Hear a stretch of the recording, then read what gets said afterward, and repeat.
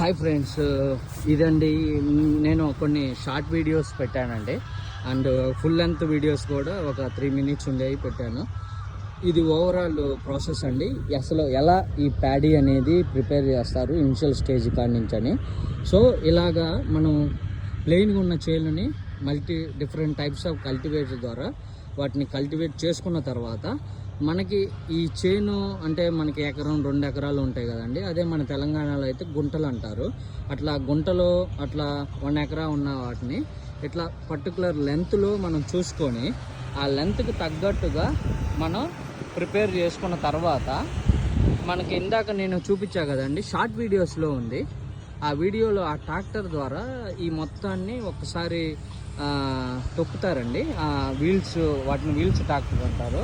ఆ wheels tractor తొక్కిన తర్వాత ఇలాగా దాన్ని డ్రై చేసుకొని అట్లా 2 times అలా చేసుకున్న తర్వాత ఏవైతే గడ్డి ఉందో అదంతా లోపలికి వెళ్ళి ఇట్లా వచ్చిద్దండి. అప్పుడు ఏం చేస్తామంటే మనం ఒక లెవెల్ చేసుకోవాలి.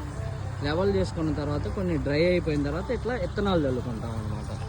ఇట్లా ఇత్తనాలు చల్లుకొని దీంట్లో ఉన్న వాటర్ మొత్తాన్ని మనం ఈవినింగ్ లోపు తీసేయాలండి. లేకపోతే ఏమైందంటే ఆ వాటర్లో ఉన్న వల్ల ఆ ఇత్తనాలు అనేవి డ్రై అయిపోతాయి.